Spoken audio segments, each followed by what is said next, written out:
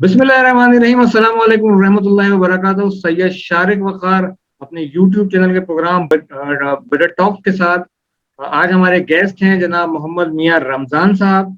मियां रमजान साहब fellow member हैं institute of cost and management accountant of Pakistan के और नहायत ही तजुर्बेकार मेंबर हैं हमारे। माशाल्लाह उनको 25 साल से ज़ायद जो है इस फील्ड में हो गए और एक TMRC तारिक मोहम्मद रमजान अरशद के साथ पार्टनर के तौर पे उस कंपनी में काम कर रहे हैं।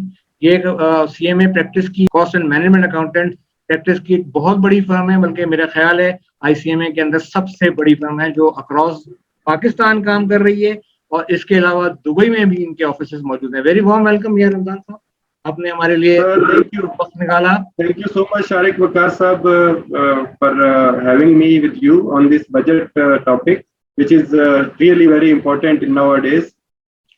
Please carry on. आप ये जाहिर है आजकल के दौर का टाइम जो है उसके अंदर ये बजट जो है ऑलवेज एक फेयर फैक्टर होता है। जब भी बजट आता है तो जाहिर है आवाम को एक दहशत होती है कि भाई अब कौन सा महंगाई का नया बम आ रहा है, और जो बिजनेसमैन है उसको ये फिक्र होती है कि अब कौन से नए टैक्सेस आ रहे हैं, इसका बोझ उसे बर्दाश्त करना होगा, उनको कैसे टैकल करेगा।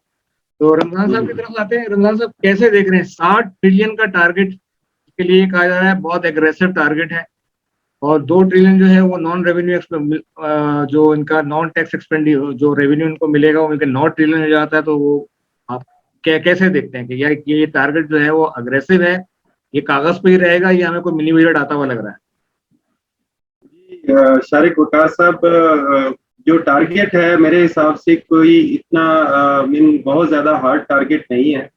ऑलरेडी जो एग्जिस्टिंग लॉ है इनकम टैक्स और सेल्स टैक्स के फेडरल एक्साइज के, उसकी अगर ट्रू इम्प्लीमेंटेशन की जाए तो बीइंग एन एक्सपर्ट आप 6 ट्रिलियन कहते हैं, 9 ट्रिलियन का कम अज कम टैक्स इकट्ठा हो सकता है इन द एग्जिस्टिंग इकोनॉमी। जो हमारी एग्जिस्टिंग इकोनॉमी है या जो अनडॉक्यूमेंटेड इकोनॉमी को और कुछ जो लीकेजेस हैं उनको अगर कंट्रोल किया जाए तो ये 2-3 ट्रिलियन तो उसमें निकल जाता है।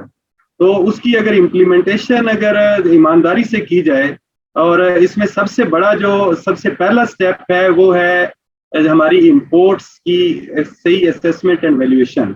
वहां पे टैक्स जो है वो लीकेज होती है बहुत ज्यादा, सब जानते हैं कैसे होती है। स्मगलिंग है उसमें वहां पे लीकेजेस होती हैं, और उसके बाद फिर अनडॉक्यूमेंटेड इकोनॉमी जो है उसका कॉन्सेप्ट के बहुत सारी अनडॉक्यूमेंटेड इकोनॉमी है जहाँ पे चीजें वही इंपोर्टेड जो है वो बिकती हैं और वो टैक्स नेट से बाहर रहती है। तो ये वाले फैक्टर्स को अगर गवर्नमेंट को और ऑफिशियल्स को सबको पता है इस चीज का कि बड़े बड़े बाजार हैं, कराची में भी जोड़िया बाजार है, उसके अलावा इधर लाहौर में भी बाजार हैं, जो होलसेल बड़ी मार्केट्स हैं उनके इतने इतने बड़े टर्नओवर्स हैं, लेकिन टैक्स नेट में वो लोग नहीं हैं। और उसकी वजह से जो कॉर्पोरेट सेक्टर है या कॉर्पोरेट सेक्टर के साथ काम कर रहे हैं या रजिस्टर्ड हैं या ऑलरेडी टैक्स नेट में हैं, तो वो लोग बेसिकली टैक्स दे रहे हैं। तो टैक्स में टारगेट तो हार्ड नहीं है मेरे हिसाब से, ये बल्कि पहले भी अचीवेबल था। और अगर नीयत ठीक हो जाए और थोड़ी सी ईमानदारी से इसको अगर अचीव करना चाहे तो ऑलरेडी टारगेट से हम इससे कहीं ज्यादा कलेक्ट कर सकते हैं जितना अभी टैक्स कलेक्ट हो रहा है। बड़ी अच्छी बात की जो आपने जो मुख्तसर इसको ये कहा जाए कि इखलाकियात दुरुस्त कर लो तो इक्तिसादियात खुद दुरुस्त हो जाएगी। Yes definitely sir. देखिए बहरहाल I am also finance professional, तो और आपके ही दायरे से ताल्लुक भी है। हम ये बार बार ये बात कह देते हैं कि ज्यादा से ज्यादा लोगों को टैक्स नेट में लेकर आया जाए। अच्छा, एक तरफ जो है ये जो अहदाफ आ रहे हैं इनके मुतालिक लोगों ने कहा कि जो अब खैर आपने बड़ी अच्छी तरीके से इस चीज को क्लेरिफाई किया कि भाई हम ये कर सकते हैं, लेकिन आप मुझे बताइए कि पिछली जो हुकूमत गई है उसके बाद कहा जाए कि उनकी जो माशी इशारे आ रहे हैं वो बड़े पॉजिटिव हैं, ठीक है ना। उनकी ग्रोथ नजर आई, 5.97% की वो GDP ग्रोथ दिखा रहे हैं, ठीक है। हर सेक्टर में उन्होंने ग्रोथ दिखाई, कह रहे हैं टेक्सटाइल की एक्सपोर्ट्स बहुत ज्यादा बढ़ी, ठीक है जी, और जो फॉरेन रेमिटेंसेस थी वो भी बड़ी तारीखी आई हमारे पास। तो ये क्या वजह है कि ये इफेक्ट नीचे डाउन द लाइन जाता हुआ नजर क्यों नहीं आया? आम आदमी क्यों चीखता चिल्लाता हुआ नजर आ रहा है? और उसमें ऐसी क्या तबाही आई कि ये जो नई हुकूमत आई है इसने सिर्फ 2 महीने से भी कम अरसे के अंदर जो है ये कीमतें आसमान पे पहुंचा दी और महंगाई पे इस वक्त आवाम की चीखें निकली हैं। आप क्या समझते हैं? कोई नंबर की जगलिंग हो गई, कोई एस्टिमेशन में गलती हो रही है, ये क्या क्या वजूहत द्वारा? जी शारिक वकार साहब, आप भी ज़ाहिर है एक एक्सपर्ट हैं, फाइनेंशियल एनालिस्ट हैं। जो इकोनॉमिक सर्वे आया है उसमें डेफिनेटली अच्छी खबरें हैं। उसमें ग्रोथ भी 6% के अराउंड थी और उसके अलावा हमारी एक्सपोर्ट भी बढ़ी। तो उस वो बेसिकली जो उसकी और रेमिटेंस भी आई, उसकी जो मेरे हिसाब से एज एन एनालिस्ट जो उसमें बड़ी वजह है, एक्सपोर्ट हमारी ज़्यादा हुई, डॉलर रेट की वजह से कुछ इम्पैक्ट आया उसका। और प्लस हम जो कंपैरिजन कर रहे हैं वो मीन ईयर टू ईयर कर रहे हैं। जो पिछले साल थे उसमें आपको पता है कि कोविड की वजह से बहुत सारी चीजें इफेक्टेड थी। और जो कोविड वाले साल थे उसमें तो एक्टिविटी और सब कुछ लो था। तो अब अगर आपका कंपैरिजन पिछले साल से है तो डेफिनेटली ग्रोथ जो है और रेमिटेंस और बाकी चीजों का, यानी कि एक कमजोर साल के साथ जब कंपैरिजन आएगा तो वो डेफिनेटली अच्छा ही होगा।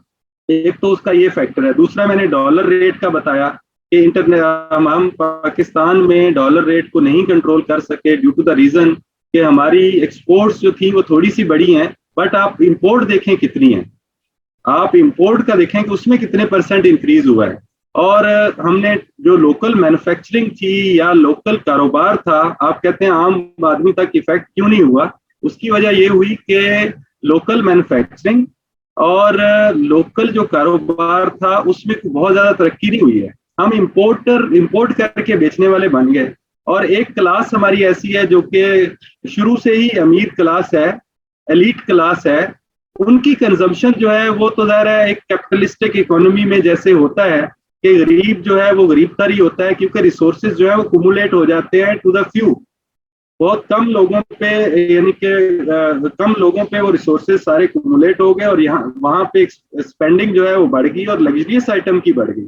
तो वो जो उसकी वजह से हमारा डेफिसिट जो है वो बढ़ा और आम आदमी तक इसलिए इम्पैक्ट नहीं पड़ा कि हमारा, बल्कि पॉवर्टी रेशियो जो है वो इंक्रीज हुआ है। और एक रिसर्च के मुताबिक हमारे मुल्क में जो वेल्थ जो है वो टॉप 10% के पास इतनी है जितनी, यानी कि मीन 80% जो लोग हैं उससे, उसके मुकाबले में 10% के पास लोगों के पास वेल्थ है। तो इसका मतलब है 10% लोग जो है वो तो सब कुछ एंजॉय कर रहे हैं, वो पास ऑन भी कर रहे हैं। कंज्यूमर क्योंकि बहुत बड़ा है, हमारी मार्केट में 222-24 करोड़ की आबादी है, तो कंज्यूमर कंजम्पशन तो यहाँ पे है, हर चीज की जो भी होगा वो सब कुछ बिकेगा क्योंकि लोगों ने खाना है पीना है। तो इस वजह से हमारी जो मार्केट इतनी बड़ी है कि कुछ जो कंसंट्रेशन ऑफ वेल्थ है वो अपर क्लास में होनी शुरू हो गई और जिसकी वजह से कंजम्पशन बेसिकली उनकी हुई। और इस वजह से जो ओवरऑल जो डाउन द लाइन है वो इम्पैक्ट नहीं आया। और बाकी जो इशारिये हैं डेफिनेटली उसमें 2 साल जो पिछले कोविड के साल थे उसके साथ कंपैरिजन हुआ है इस साल का, उसमें थोड़ी सी ग्रोथ है। और अगर पॉलिटिकल स्टेबिलिटी रहती तो इस साल भी अच्छी, नेक्स्ट ईयर भी अच्छी आ सकती थी। अभी आई डोंट नो कि क्या होता है, क्योंकि इस गवर्नमेंट के पास जो मैंडेट है वो भी सिर्फ एक, वो भी पूरा नहीं है। Political instability still exist, कोalition government है। लोग जो हैं वो इन्वेस्ट करने के लिए और बाकी चीज़ों के लिए तैयार नहीं है। बहुत सारे बिजनेसमैन के साथ मैं फेडरेशन की जो टैक्स एडवाइजरी कमेटी है उसका भी मेंबर हूँ और Islamabad chamber of commerce and industry की जो टैक्स एडवाइजरी कमेटी है उसका भी मेंबर हूँ। तो मेरा क्लोज रिलेशन रहता है with the business community. Apart from this के we have a large number of clientele जो बिजनेस कम्युनिटी की है। तो अभी किसी को भी कुछ समझ नहीं आ रही कि व्हाट टू डू, क्योंकि continuity of the policies definitely जब गवर्नमेंट चेंज होती है तो हमारा सब कुछ चेंज हो जाता है, यानी पॉलिसीज चेंज हो जाती हैं सब। लास्ट जो गवर्नमेंट थी उसका मेजर फोकस रहा जी हम कंस्ट्रक्शन इंडस्ट्री पे फोकस करें, इसके साथ कोई 40 इंडस्ट्रीज चलती हैं जिसमें स्टील हो गया, ईंटें हो गई और बहुत सारे मटेरियल्स जो हैं वो हो गए, जिसमें लोकल इंडस्ट्री भी थी और इम्पोर्टेड इंडस्ट्री भी थी, इम्पोर्ट्स भी थी बहुत सारी। लेकिन उसमें स्टील सेक्टर स्पेशली उसमें बड़ा ग्रो किया, सीमेंट सेक्टर है तो उसका फोकस उस पर था। अब गवर्नमेंट में जो बजट प्रपोजल्स हैं उसमें इस साइड पे रियल स्टेट पे कुछ थोड़ी सी रिस्ट्रिक्शंस, कैपिटल गेन टैक्स में इजाफा कर दिया जो गवर्नमेंट ने। उसके अलावा जो वो जो टैक्स है, जो डीम्ड इनकम वाला कॉन्सेप्ट है वो एक आ गया है। तो लोगों में एक हिजान सा पैदा हो गया है कि बहुत सारे लोग एक साइड पे शिफ्ट हुए थे, अब वो देख रहे हैं कि अब तो पॉलिसी चेंज होगी, अब हम किधर जाएंगे। तो इस वजह से अनसर्टेनिटी है और पॉलिसीज की डिसकंटिन्यूटी और ये जो इंस्टेबिलिटी है, इसकी वजह से बहुत ज्यादा इम्पैक्ट है। तो अगला साल हमें कोई अच्छा नजर नहीं आ रहा, इस मेरे मेरे हिसाब से अच्छा नहीं नजर आ रहा। ऑल्दो के अच्छा होना चाहिए, लोगों को कॉन्फिडेंस करना चाहिए, बट हाउ, जब पॉलिसीज ही चेंज हो जाएं, गवर्नमेंट की डिसकंटिन्यूटी की वजह से तमाम मामला जो है वो रिशफल हो जाएं, तो उसकी वजह से फिर इन्वेस्टर तो कॉन्फिडेंस नहीं करता। तो ये वजह होगी, इसलिए मेरे हिसाब से गवर्नमेंट को अगर चलने दिया जाता, whatever the reasons are, हर सो दैट के जितने उनके पास चीजें हैं वो इम्प्लीमेंट हो जाएं और नेक्स्ट भी जो भी चीजें आए उस हिसाब से पॉलिटिकल स्टेबिलिटी आए, तो तब हमारा मुल्क तरक्की कर सकता है। एनी हाउ, हमें फिर भी होपफुल रहना चाहिए। अभी जो गवर्नमेंट का टारगेट है वो बात नहीं है, लेकिन टैक्स किसने देना है?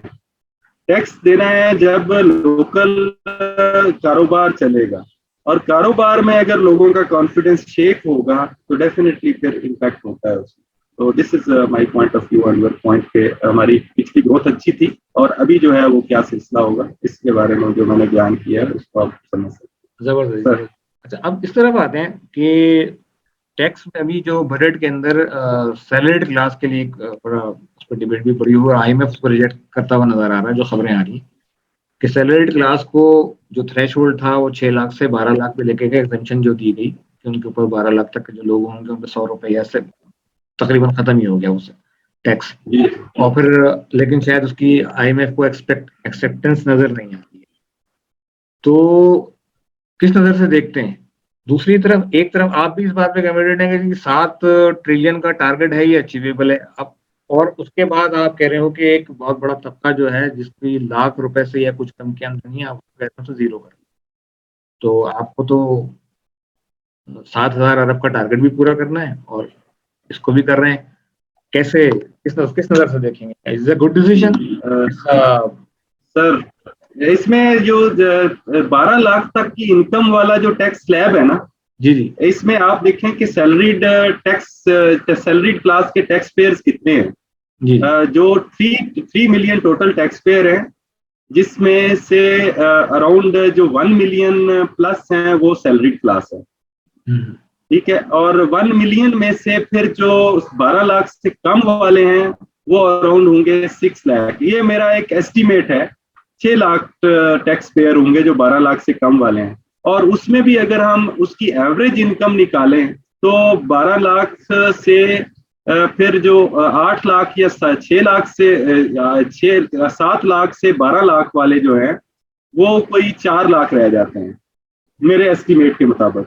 अगर आप इसको मल्टीप्लाई करें 6 लाख को, और वो टैक्स कितना देते थे, आप एवरेज टैक्स लगाएं कि जो जिनकी 7 लाख से लेकर 12 लाख तक इनकम थी वो 4 लाख टैक्स पेयर्स हैं, और वो एवरेज टैक्स 25,000 रुपीज देते थे। 25,000 रुपीज एवरेज में बात कर रहा हूँ, वैसे मैक्सिमम 30,000 है ना 12 लाख तक जो एग्जिस्टिंग स्लैब है, ठीक है। और इनटू 4 लाख अगर लगाएं हम तो ये कोई 10 बिलियन लगता है, 10 बिलियन, 10 अरब रुपए, 10 अरब रुपए। ये बहुत बड़ा रिलीफ, यानी कि अगर देखा जाए कि 12 लाख तक कितना आपने रिलीफ दिया है, ये 10 अरब रुपए का है सिर्फ। और 7,000 में ये 10 अरब कितने परसेंटेज है? 0.00001% भी नहीं है। तो ये बहुत बड़ा रिलीफ नहीं है अगर आप कैलकुलेट करें तो। अच्छा, उसमें जो हायर स्लैब्स है ना, वहां पे थोड़ी सी शायद उनसे मिस कैलकुलेशन हुई है, उसमें भी रिलीफ आ गया। थोड़े जो 1 लाख से ऊपर वाले जो स्लैब्स थे उसमें भी कुछ रिलीफ पास ऑन हो गया है। मेरा ख्याल है उसको रिवाइज कर देना चाहिए, लेकिन 1 लाख वालों को कीपिंग इन व्यू के आप महंगाई का रेशो देखें, और वो 1 लाख रुपया जो है वो शहरों में रहने वाले जो लोग हैं उनके लिए आम गुजारा भी नहीं होता 1 लाख रुपए में, जो शहरों में रहते हैं, किराए पे रहते हैं, बच्चे पढ़ाते हैं, तो इसलिए उनकी। और दूसरा, पेट्रोल इतना महंगा है और बाकी ग्रोसरी इतनी महंगी है, तो वो बेचारे वो बहुत ज्यादा स्क्वीज हो गए। अगर ये 30-1 हजार का रिलीफ दिया है, 25-30 हजार का 1 लाख वाले को, तो एक को ये दे देना चाहिए, और उससे ऊपर वालों को रिविजिट कर लेना चाहिए कि जिनको 1 लाख से ऊपर वालों को या पिछली जो प्रीवियस स्लैब्स थे उसी पे रहने दें, या बहुत हायर इनकम वाले जो है उनको टैक्स किया जा सकता है।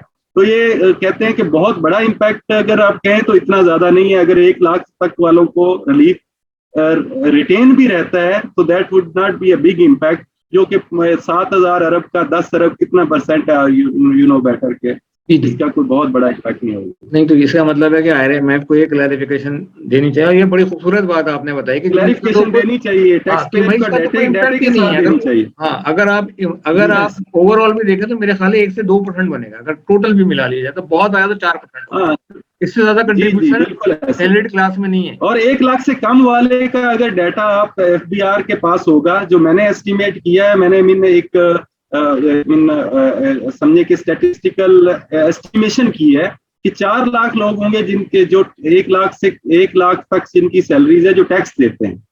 जी। तो 4 लाख में 10 बिलियन सारा बनता है। सही। 10 अरब रुपया को बहुत बड़ा रिलीफ नहीं है, वो तो वैसे ही उनको दे देना चाहिए।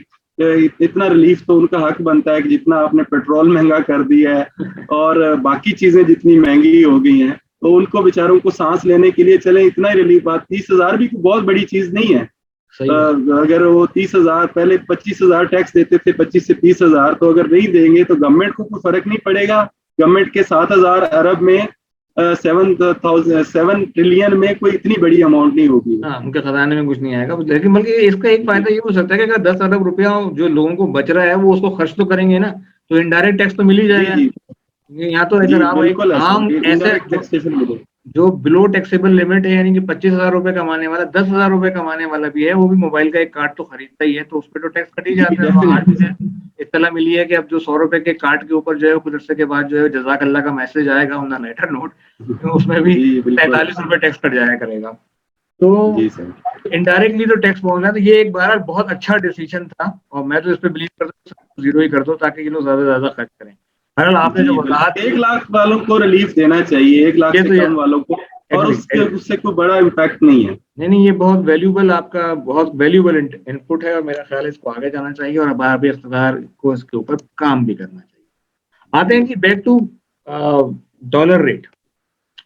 डॉलर रेट एक मुअम्मा बन के रह गया है मेरे ख्याल से, कि इसकी कोई भी वजाहत देने को तैयार नहीं है कि भाई ये कैसे जो है ये एक्सचेंज रेट कैलकुलेट हो रहा है।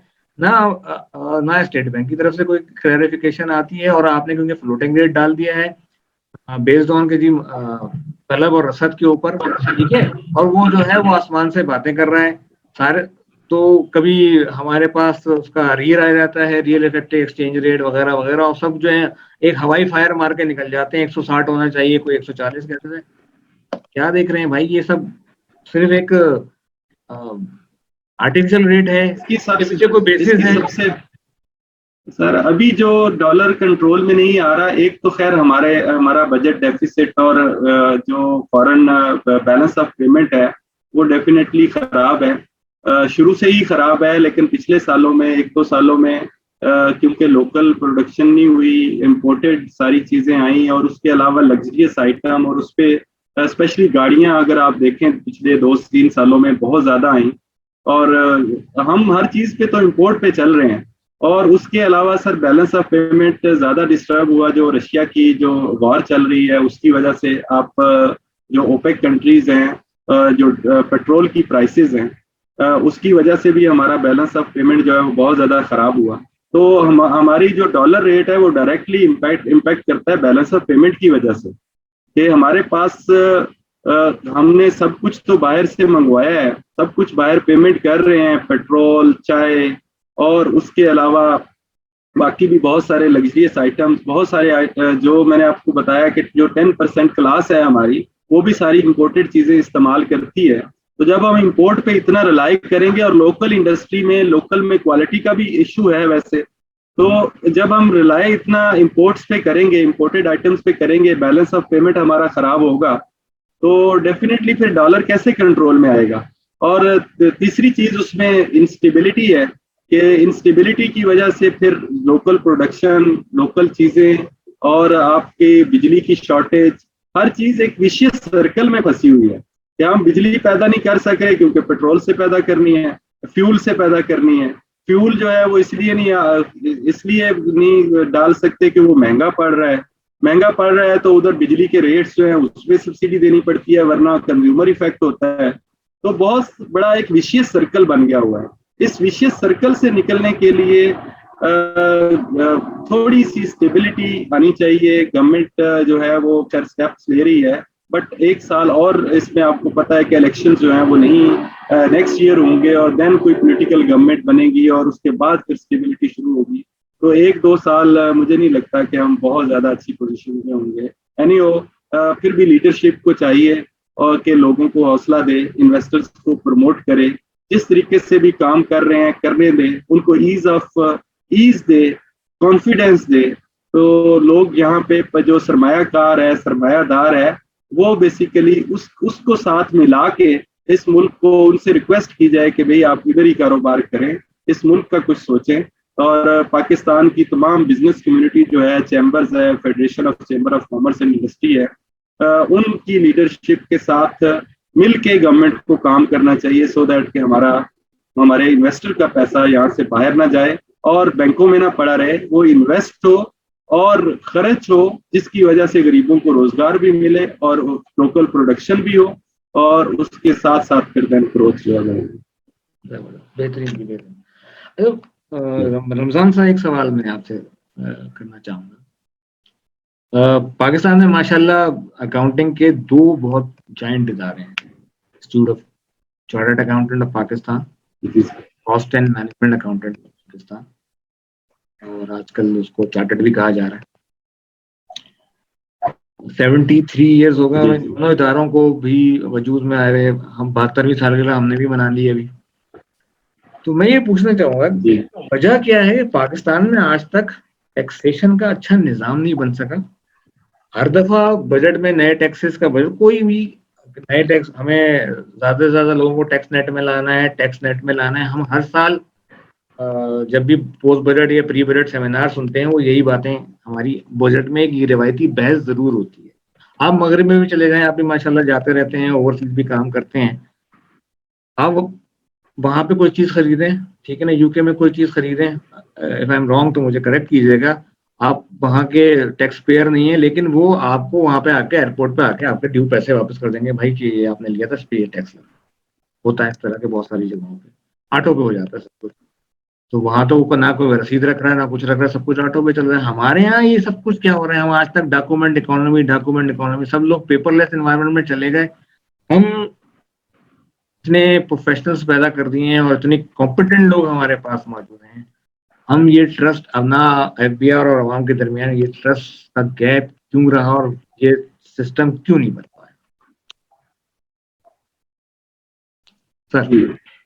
सर हम एक तो शारिक भाई, हम एक डेवलपिंग कंट्री हैं, हम कोई डेवलप कंट्री नहीं है। डेवलपिंग कंट्रीज जितने भी होते हैं उसमें ये मसाइल सारी चीजें रहती हैं। आप उसमें करप्शन भी होती है और बहुत सारे मसाइल भी हैं, लोगों की एजुकेशन भी लो है, नेशनलिज्म का फुकदान है, फिर हमारी जो इंस्टेबिलिटी है उसकी वजह से भी लोग जो हैं वो गवर्नमेंट पे ट्रस्ट ही नहीं करते हैं। हमारे तमाम इदारे जो हैं वो वीक हैं, पर्सनालिटीज मजबूत हैं। तो जब तक हम डेवलपिंग कंट्री है, हमारी स्टेबिलिटी नहीं आती, पॉलिटिकल स्टेबिलिटी नहीं आती, हम एक सीधे रास्ते पे नहीं चलते, तो तब तक ये मसाइल रहेंगे। यानी करप्शन भी रहेगी, लोगों में ट्रस्ट डेफिसिट भी रहेगा, इदारे कमजोर रहेंगे, पर्सनालिटी स्ट्रांग रहेंगी। हर इदारे का यही हाल है, इवन हमारे अपने इंस्टीट्यूट में यही सूरत हाल है कि personalities always dominate the institution, और इंस्टीट्यूशनलाइज चीजों को नहीं किया जा रहा, और ये ज्यादातर डेवलपिंग कंट्रीज में होता है। बट कुछ जैसे हमारा हमसाया मुल्क है, वो भी डेवलपिंग कंट्री था, लेकिन वहां पे इदारे बहुत मजबूत हो गए। इदारे मजबूत होने की कई रीजंस हैं कि एक तो उन्होंने शुरू से अपना, गांधी साहब को अल्लाह ने जिंदगी दी, वो थोड़ा सा सिस्टम बना गए। यहाँ पे हमारे कायदे आजम मोहम्मद अली जनाब, अल्लाह ताला मगफरत करे, वो बेचारे जिंदा ही नहीं रहे। और एक जो विजन, जिस विजन के साथ शुरू में पाकिस्तान बना था, उसकी वो इन ट्रू स्पिरिट उसको लेके आगे चल ही नहीं सके, देन फिर आपको अंदाजा है कि हमारी जो पॉलिटिकल इंस्टेबिलिटी है वो शुरू से ही रही, कभी फौज, कभी मार्शल, बाकी चीजें, तो जिसकी वजह से हमारे इदारे अनफॉर्चुनेटली मजबूत नहीं हो सके। तो अब हम ये बात करते हैं कि जी क्या वजह है कि वहां पे तो ये टैक्स का अच्छा सिस्टम है, हमारे मुल्क में नहीं है। तो ये इदारों की बात है कि हमारे इंस्टीट्यूशंस, कोई भी इदारा है, सिर्फ टैक्स का इदारा की बात नहीं है। आप पावर जनरेशन कंपनीज ले लें, पावर जनरेशन आप देखें कि हमारी जितनी पावर जनरेशन हो रही है वो सारी ही सारी जो है वो माइनस में, सारी की सारी ग्रॉस लॉस में है। कुछ हमें कुछ असाइनमेंट्स करने का मौका मिला जेनकोस में, और हमने देखा कि gross loss, sir gross loss के साथ आप कैसे चल सकते हैं कि आपका टैरिफ, आपकी जो प्रोडक्शन है वो एक पुराने प्लांट्स पे और ओवर इनएफिशिएंसीज की वजह से जो हो रही है उसमें इवन इंटरनेशनल क्या लोकल स्टैंडर्ड्स भी अगर आप बना लें तो उससे भी ज्यादा कॉस्ट आ रही है, जिसमें हमारे जो पॉलिटिकल बुनियादों पे इन जो भर्तियां हैं इन इदारों में, जितने भी गवर्नमेंट के इदारे हैं, बाकी चीजें हैं, वो इनएफिशिएंसी से भरे हुए हैं। तो अब हम इस तरह की कंट्रीज में जब रहते हैं, इस तरह के इदारों के साथ चलते हैं, हर इदारे का अगर यही हाल है तो हम कैसे तरक्की कर सकते हैं और कोई भी इदारा हमारा कैसे ठीक हो सकता है। तो इसके लिए सर यही है कि सिस्टम हमारे में आहिस्ता आहिस्ता चेंजेस आएंगी। अगर हम ओवर द नाइट सोचें कि ये चीज़ें ठीक हो जाएंगी तो नहीं होंगी, जब तक हम इकोनॉमिकली स्टेबल नहीं होंगे। सबसे पहले करप्शन अगर हम खत्म करना चाह रहे हैं तो करप्शन खत्म नहीं होगी इतनी जल्दी। सबसे पहले हम इकोनॉमिकली स्ट्रांग हों, उसके बाद इन चीज़ों पे जो है एक्शंस लिए जाएं तो फिर ठीक होगा। इदारे हमारे अभी कमज़ोर हैं और इंस्टेबिलिटी की वजह से हमेशा ही कमज़ोर रहेंगे, लेकिन जो इकोनॉमिक स्टेबिलिटी पे अगर हम चढ़ जाएं, थोड़ा थोड़ा इकोनॉमिकली स्ट्रेंथन होते जाएं, तो देन हम कोई 2, 4, 10 सालों में उस ट्रैक पे चढ़ सकते हैं कि हम बाकी सिस्टम, जैसे आपने कहा कि वहाँ पे वैट यूके में आपको रिफंड हो जाता है, भाई उनके उनके आप पर कैपिटा इनकम देखें और प्लस ये देखें कि जो उनकी जैसे मैंने एक मिसाल दी थी ना कि जो हमारी 10% लोगों की जो वेल्थ है या इनकम है वो 80% जो डाउन द लाइन है उसके बराबर है, जबकि वहां पे उल्ट है कि वहां पे जो 80% जो नीचे वाले 80% हैं उनकी उनसे कहीं ज्यादा इनकम है जो टॉप 10% है। तो हमारी जब तक ये क्लास डिफरेंस और पॉवर्टी और ये सारा कुछ रहेगा तब तक ये मिसाल नहीं ठीक होंगे। हमें हमारे सारे मसाइल तब ठीक हो सकते हैं कि जब ट्रिकल डाउन इफेक्ट हो, तमाम लोग जो है वो इकोनॉमिकली बेहतर होना शुरू हो जाए, तो तब हमारे इदारे भी ठीक होंगे और तमाम मामला भी ठीक होंगे। अभी जो खैर आपने ये कहा कि हम एक डेवलपिंग कंट्रीज में हैं, थोड़ा सा मैं इस पे इख्तलाफ करूंगा कि देखिए माशाल्लाह हम 70+ ईयर्स तो हो गए हैं ना। Bangladesh was part of us, ठीक है, 25 साल उनके बीच में से निकाल दें तो आज हम सब देख रहे हैं कि उनका टका कहाँ पहुंच गया, उनकी ग्रोथ कहाँ पहुंच गई। और सिंगापुर ने भी 1965 से उठना शुरू किया है, लेकिन उससे पहले तो उनकी भी हालत बहुत ही मायूस थी। और आज सिंगापुर कहाँ खड़ा, बेशक कि उनकी गवर्नेंस में इतने बड़े मसाइल नहीं है क्योंकि वो छोटी जगह है, लेकिन उन्होंने कंट्रोल किया और उनके पास दोनों सबसे अहम बातें हैं कि उन्होंने बुनियादी बातों में अपने सिविक सेंस के ऊपर वो लोगों को एजुकेट करना शुरू किया कि भाई थूकना कहाँ है, आपने लाइन में लगा करना है, सफाई सुथराई का ख्याल रखना। वो पहले बेसिक्स पे लेकर आया, फिर उसके बाद हम शायद इन चीजों में फ्लॉप नजर आते हैं। तो मैं आपकी बात से थोड़ा सा ये कह रहा था कि हम 70+ ईयर हो गए, हम अपने आप को अभी भी तरक्की पजीर मुल्क में शुमार कर रहे हैं। खैर बहरहाल आपने काफी चीजें बहुत वजाहत के साथ की कि पॉलिटिकल स्टेबिलिटी, बहुत सारी चीजें इसकी वजह से हम फंस जाते हैं। चलिए अब आते हैं एक अहम सवाल की तरफ। लोगों ने कहा है कि इस बजट में बुनियादी गलतियां बहुत हैं, ये टेक्निकली फॉल्ट नजर आता है। आप एज ए प्रोफेशनल क्या देते हैं? ये बता कोई नहीं रहा, बनाने में गलती की है उन्होंने तो वो फिगर भूल लें।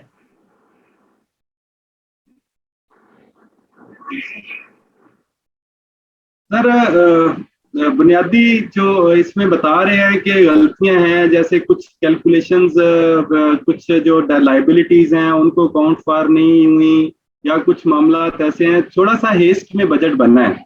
अच्छा बेसिकली IMF ने एक इनको फैक्ट्स एंड फिगर्स दिए कि आप इसके मुताबिक चलें, बट जब इन्होंने क्योंकि एक ये कोलेशन गवर्नमेंट थी और ऑलरेडी अवाम में और बाकी जगहों पे यानी कि दूसरी साइड पे कि इमरान खान की जो गवर्नमेंट थी वहां से एक अदरवाइज प्रेशर आ रहा है, इंटरनेशनली कुछ मसाइल आ गए पेट्रोल की प्राइसेस के और डॉलर रेट के, तो उस गवर्नमेंट जो है वो बुरे तरीके से फंसी हुई है और उसमें उन्होंने कुछ हेस्ट में कुछ चीजें जो है वो मीन जिस तरीके से होनी चाहिए थी इनकॉर्पोरेट नहीं की। तो कोई बुनियादी गलतियां बहुत ज्यादा नहीं है, ये एक स्टेटमेंट है जो जो हमें नहीं लगता कि ये इस जस्ट पिछले साल में कुछ एक्सपेंडिचर और चीजें जो हैं वो उनकी एस्टिमेशन है, लेकिन सबसे बड़ी चीज जो है आपका 4,000 अरब 4 ट्रिलियन जो है वो फॉरेन डेट पेमेंट है, सबसे बड़ी हिट वहां पे है। उसके बाद जब 4 ट्रिलियन वो देने के बाद हमारे पास जो एस्टिमेटेड फिगर बची उसकी जो डिस्ट्रीब्यूशन है उसमें प्लस माइनसेस हैं। तो बहरहाल कोई हेस्ट में बनी है चीजें, कोई इतना बड़ा मसला नहीं है, बजट स्टेटमेंट ऐसी होती है और एक्चुअली जो है वो कैसे फिर परफॉर्म होता है उसके मुताबिक चीजें चलती हैं, रिवाइज एस्टिमेट होते रहते हैं, तो कोई इतना इतना बड़ा मसला नहीं है और मेरा ख्याल है कि अभी करेक्ट भी कर रहे हैं उसको। बहुत सारी चीजें सम रिवाइज फिगर जो एज यूजुअल आती हैं, हर दौर में आती हैं, तो वो हमारे पास महीने 2 महीने में आना शुरू हुई। ओवरऑल जो फाइनेंस बिल है जो इस दफा मेरा ख्याल है कि इस जैसे पिछले फाइनेंस बिल होते थे उसमें टैक्स में बहुत ज्यादा चेंजेस की जाती थी। अच्छा, इस दफा I mean this was the simplest finance bill कि जिसमें टैक्सेशन में बहुत ज्यादा चेंजेस नहीं की गई, तो दिस वाज गुड थिंग, वैसे होनी भी नहीं चाहिए। ऐसे ही एक चीज ऊपर उठा के एक नीचे उठा के कोई अनोमली रिमूव करने के लिए प्लस माइनस ये वो, अभी जस्ट इन्होंने 2-3 चीजों को फोकस किया है कि एग्जाम्पशंस, और उसकी दूसरी वजह ये भी है कि ऑलरेडी प्रीवियस गवर्नमेंट जो है वो थ्रू ऑर्डिनेंसेस बहुत सारी अमेंडमेंट्स ला चुकी थी। जैसे जैसे IMF कहता जा रहा था उसमें जो स्पेशल फोकस था जो 1-2 सालों में अमेंडमेंट्स हुई हैं, that was bottom up tax collection through bottom up approach. Bottom up approach basically तो ये 2013 में शुरू हुई थी, जिस वक्त रिटेलर्स की 2 कैटेगरीज बना के टियर 1 और टियर 2 रिटेलर्स बना के वहां से टैक्स कलेक्ट होना शुरू हुआ। तो अगर हम इसको देखें कि ये रजीम कैसी थी, तो इट वाज गुड रजीम। अगर आप ओवरऑल मेरा पॉइंट ऑफ व्यू लें कि आप बॉटम अप अप्रोच से, क्योंकि एक टॉप बॉटम अप्रोच से आप उसको नहीं कर सके, बहुत अरसे से कोशिश करते रहे जैसे मैं रहे थे, लेकिन जब बॉटम अप अप्रोच से काम होना शुरू हुआ तो ऊपर वाली चेन ऑटोमेटिकली ठीक होती गई। जैसे मैं बहुत सारे रिटेलर्स को जानता हूं कि जिनकी परचेजेस बहुत सारी अनडॉक्यूमेंटेड थी, but then when they were integrated with FBR system, तो अब उनकी सेल पूरी रिपोर्ट हो रही है FBR सिस्टम के साथ, तो they are unable to hide their purchases. अगर परचेजेस को हाइड करेंगे तो उसमें इतना ज्यादा इनपुट टैक्स नहीं मिलेगा, तो आपको आउटपुट टैक्स सेल्स टैक्स बहुत ज्यादा देना पड़ेगा। Then they started pushing their distributors and wholesaler कि जी हमें इनवॉइसेस चाहिए, डॉक्यूमेंट्री परचेजेस चाहिए। तो जब परचेजेस डॉक्यूमेंट्री आनी शुरू हुई और प्रेशर के साथ आहिस्ता आहिस्ता उसमें बहुत ज्यादा बेहतरी आनी शुरू हो गई। तो सबसे जो अच्छी रजीम थी 2013 से चल रही है और उसको आहिस्ता आहिस्ता इम्प्लीमेंट कर रहे हैं, इसका स्कोप और भी बढ़ा रहे हैं, although के बहुत ज्यादा इसमें उसमें हड़तालें भी हुई ताजरों ने और बाकी लोगों ने कि ये खामखा बर्डन किया जा रहा है। इनिशियली उनके लिए थोड़ी सी डिफिकल्टी है, प्रैक्टिकल प्रॉब्लम्स हैं क्योंकि बैक चेन जो है वो डॉक्यूमेंटेड नहीं थी, बट उनकी सेक्रीफाइस से ओवरऑल जो कलेक्शन है उसमें बहुत ज्यादा अच्छा इम्पैक्ट पड़ेगा। तो उसमें बेसिकली गवर्नमेंट को इसको कंटिन्यू रखना चाहिए, जो बॉटम अप अप्रोच से डॉक्यूमेंट करने की जो बात है कि टियर 1 रिटेलर्स की डेफिनेशन में और ज्यादा एनहांसमेंट होती जा रही है, जिसमें और ज्यादा रिटेलर्स आते जा रहे हैं। तो this is one of the good thing कि इसको अगर कंटिन्यू रखा जाए तो इससे हमारी कलेक्शन बहुत ज्यादा बढ़ जाएगी। अच्छा, बस एक आखिरी कोई क्वेश्चन आपसे, फिर हम इस प्रोग्राम को रैप करते हैं। बड़ी सेहर हासिल गुफ्तगू आपसे हुई है। थैंक यू वेरी मच मियां रमजान साहब, आपके साथ बड़ी फ्रूटफुल गुफ्तगू हुई। खासतौर पे आपने जो सैलरीड क्लास वाला था इशू था उसको बहुत बेहतर तरीके से क्लैरिफाई किया। इंशाल्लाह आपसे दोबारा किसी वक्त और दोबारा बात करेंगे। सामीन ये प्रोग्राम देखिएगा और इस पे अपनी राय दीजिएगा और अपना बहुत सा ख्याल रखिएगा। रमजान साहब, thank you very much for coming joining us. Thank you very much. Allah Hafiz. Thank you so much.